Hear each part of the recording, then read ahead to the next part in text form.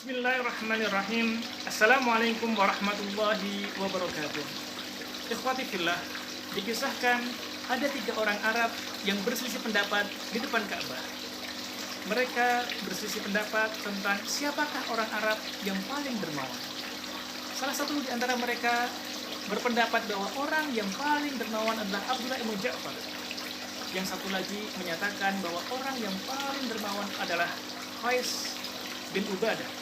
Yang satu lagi berpendapat bahwa orang yang paling dermawan adalah Arobah al-Ausi. Mereka terus berselisih pendapat sehingga mengakibatkan keributan. Beberapa saat kemudian mereka menemukan solusi untuk mengetahui siapakah orang yang paling dermawan di antara 3 orang yang mereka nyatakan tadi. Mereka akan berpura-pura menjadi peminta-minta. 3 orang tidak akan diuji oleh peminta-minta tersebut. Maka ikhwati fillah, beberapa saat kemudian tibalah masa Abdullah ibn Ja'far diuji. Ketika itu Abdullah ibn Ja'far sedang mempersiapkan untuk melakukan perjalanan. Datanglah seseorang menghampirinya dan berkata, "Wahai putra paman Rasulullah." Mendengar panggilan seperti itu, maka Abdullah ibn Ja'far berkata, "Naam, qul, ya, apa yang kau perlukan?" Maka pemuji tadi berkata, "Ibnu Sabil in qati'ab bitariq." Sesungguhnya aku adalah orang yang sedang melakukan perjalanan yang kehabisan bekal. Maka Abdullah ibn Ja'far menjawab, "Kemarilah kamu. Ini ada tas. Di dalam tas ini terdapat uang 4.000 dinar. Semuanya untukmu. Kemudian kemarilah kamu, naikilah kudaku ini. Kudaku ini juga untukmu. Dan ketahuilah bahwa harta termahal adalah pedangnya Ali bin Abi Thalib. Dan pedang ini juga untukmu. Setelah ini, jangan sekali-kali kamu meminta-minta lagi." Masya Allah, Allahu Akbar. Begitulah kedermawanan Abdullah bin Ja'far. Selanjutnya, tibalah Qais bin Ubadah untuk diuji. Datanglah penguji ke rumah Qais bin Ubadah. Dan ternyata saat itu pintu rumah Qais bin Ubadah sedang dalam kondisi tertutup. Maka penguji itu mengucapkan salam, "Assalamualaikum warahmatullah." Salamnya dijawab oleh seorang wanita. Ternyata wanita tadi adalah hamba sahaya wanita milik Qais bin Ubadah. Hamba tadi berkata, "Apa keperluanmu?" Maka si penguji tadi berkata, "Aku adalah Ibnu Sabil yang kehabisan bekal." Maka hamba sahaya milik Qais menjawab, "Sesungguhnya untuk memenuhi keperluanmu itu lebih mudah daripada membangunkan tuanku. Hari ini tuanku memiliki uang dalam kantong ini. Di dalamnya ada 700 dinar. Ini adalah untukmu. Dan pergilah kamu ke kandang. Ambillah tunggangan yang kamu sukai.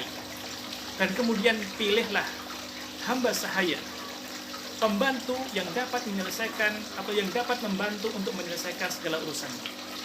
Maka tawaran tadi diterima oleh pemuji tadi. Beberapa saat kemudian Qais bangun dari tidurnya. Kemudian Qais bertanya kepada hamba sahayanya tentang harta yang ia milikinya. Maka hamba sahaya tadi itu menyampaikan kepada Qais peristiwa antara dia dengan Ibnu Sabil yang datang ke rumahnya. Mendengar kisah peristiwa tadi, maka Qais sangat gembira. Saking gembiranya Qais, ketika itu juga Qais memerdekakan hamba sahaya tadi. Karena dia telah membantu tuannya, telah membantu Qais untuk mendapatkan pahala besar dari Allah Subhanahu wa Ta'ala. Allahu Akbar, Masya Allah. Begitulah dermawannya Qais bin Ubadah. Terakhir, tibalah masa Arobah bin Ausi atau Arobah al-Ausi untuk diuji. Ketika itu Arobah al-Ausi sedang berjalan menuju masjid, dipapah oleh kedua hamba sahayanya. Arobah al-Ausi ini adalah sahabat Rasul yang sangat mulia. Dulu dia adalah orang yang sangat kaya, memiliki harta yang banyak. Tapi harta yang ia miliki itu diinfakkan di jalan Allah Subhanahu wa Ta'ala. Di masa tuanya, hartanya tinggal 2 orang hamba sahaya yang selalu memapahnya untuk menyelesaikan urusannya. Saat ia berjalan menuju masjid, dipapah oleh kedua hamba sahaya tadi. Datanglah penguji dan berkata, "Ya Arobah, wahai Arobah." Mendengar panggilan seperti itu, maka Arobah mengatakan, "Iya, Apa keperluanmu? Maka orang tadi menjawab, aku adalah Ibnu Sabil yang sedang kehabisan bekal. Mendengar perkataan Ibnu Sabil tadi itu, maka Arobah berkata, ya Allah, sesungguhnya hartaku telah habis semua. Hartaku tinggal 2 hamba saya ini. Kalau kamu mau, ambillah 2 hamba saya dan 2 hamba saya ini. Maka saat penguji itu melihat kondisi Arobah al-Ausi, dia tidak tega untuk mengambil kedua hamba saya tadi. Mengetahui bahwa penguji tadi itu tidak mau mengambil tawaran Arobah, maka Arobah berkata, kalau kamu tidak mau mengambil 2 hamba saya ini, maka saat ini juga aku akan memerdekakan mereka berdua. Maka penguji tadi segera mengambil 2 hamba saya tadi. Masya Allah, Allahu Akbar. Dalam kondisi seperti itu, Arobah al-Ausi menyerahkan semua apa yang ia miliki kepada penguji tadi. Begitu dermawannya Arobah al-Ausi. Ikhwati fillah, mengapa 3 orang tadi begitu dermawan, begitu suka berinfak, sampai harta yang ia miliki ia serahkan di jalan Allah Subhanahu wa Ta'ala? Tahukah kalian apa sebabnya? Karena sesungguhnya mereka bertiga adalah orang-orang yang langsung dididik oleh Rasulullah SAW. Mereka semuanya sahabat-sahabat Rasul yang mulia. Rasulullah SAW adalah murabi mereka.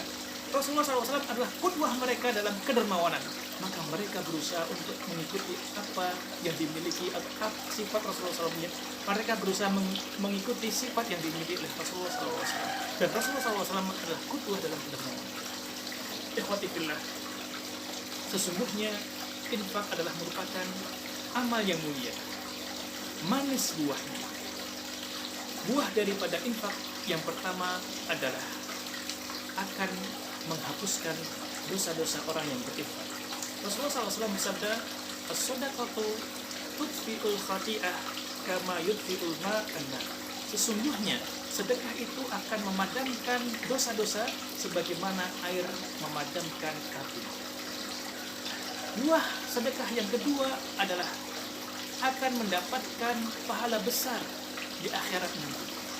Akan memberatkan timbangan kebaikan di akhirat nanti. Yang ketiga adalah bukti kecintaan kepada Rasulullah SAW. Karena Rasulullah SAW adalah qudwah kita dalam kedermawanan. Dan barang siapa yang cinta dengan Rasulullah SAW, maka niscaya Allah Subhanahu wa Ta'ala akan mengumpulkannya dengan Rasulullah SAW di surganya. Kemudian yang keempat adalah Allah Subhanahu wa Ta'ala akan mengganti harta yang diinfakkan di jalannya dengan ganti yang jauh lebih baik.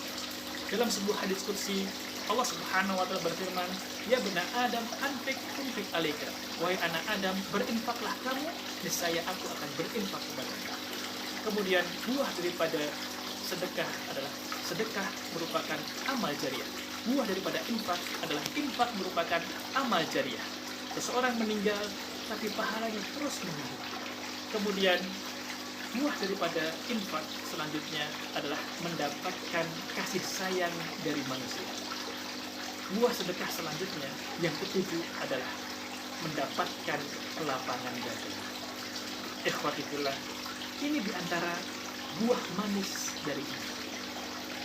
Saat ini kita berada di bulan Ramadan. Bulan Ramadan selain bulan puasa, ia juga merupakan bulan berinfak. Di bulan Ramadan yang merupakan bulan berinfak ini, marilah sama-sama kita berinfak di jalan Allah Subhanahu wa Ta'ala.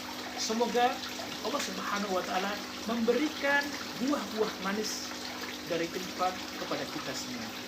Assalamualaikum warahmatullahi wabarakatuh.